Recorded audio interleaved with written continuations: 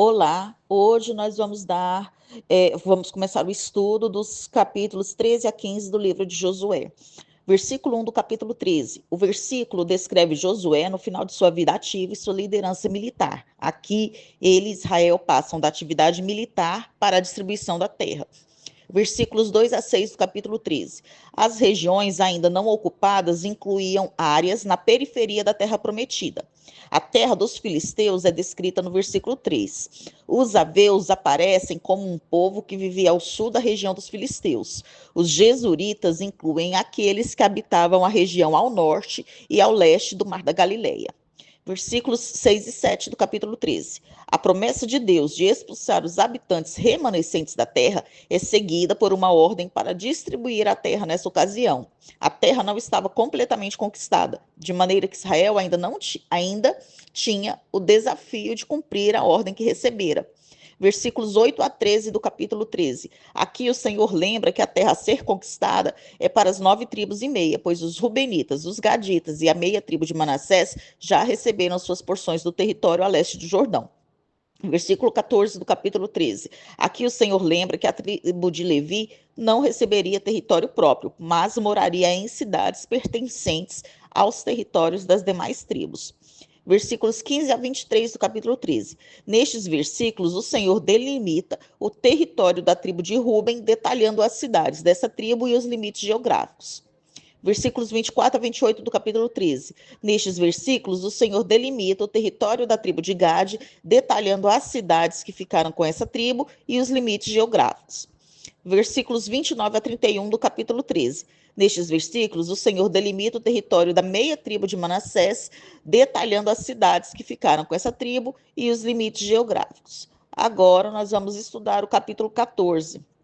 Versículo 1 a 2 do capítulo 14. Eleazar, filho de Arão e sumo sacerdote em seu lugar, usou o Urim e o Tumim para determinar a vontade de Deus e repartir a terra das tribos. Versículos 3 a 5 do capítulo 14. Esses versículos mencionam novamente que a tribo de Levi não teria território, né? Porque o Senhor é a sua herança. E que a tribo de José era composta pelas tribos de Manassés e Efraim, filhos de José, que Jacó adotou como seus. Isso totaliza a distribuição da terra para 12 tribos, né? Porque retira o nome de José e de Levi e adiciona o de Manassés e Efraim.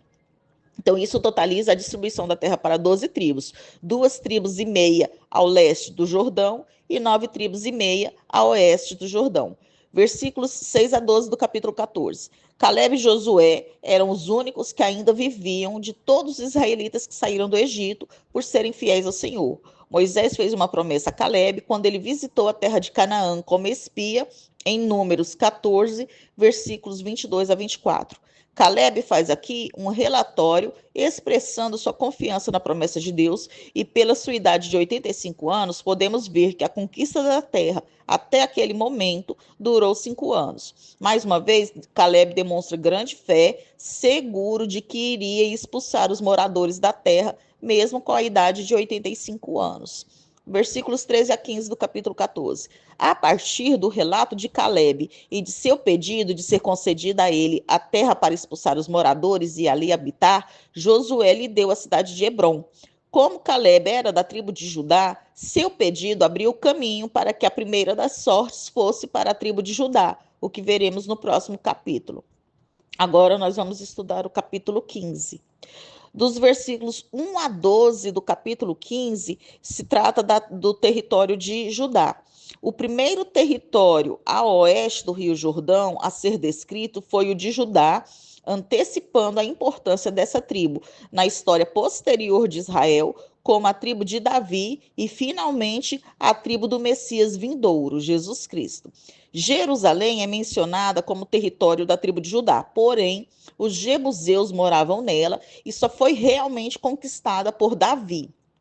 Versículos 13 a 19 do capítulo 15. Esses versículos falam da conquista de Hebrom por Calebe. Hebrom foi a primeira capital do reinado de Davi. Calebe oferece sua filha Axa em matrimônio ao homem que conquistasse a cidade de Kiriat Sefer. Naquela época era comum esse tipo de acordo, o pai quem resolvia com quem a filha se casaria. O homem que conseguiu conquistar a cidade foi Otniel, sobrinho de Calebe.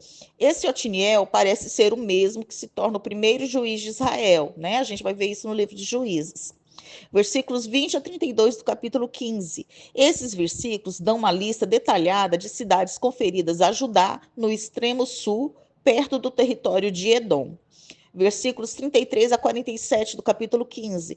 Estes versículos dão uma lista detalhada de cidades conferidas a Judá nas planícies, incluindo rios e limites com o mar. Versículos 48 a 60 do capítulo 15. Estes versículos dão uma lista detalhada de cidades conferidas a Judá na região montanhosa. Aqui nesta lista está incluída Hebrom, a cidade conquistada por Calebe.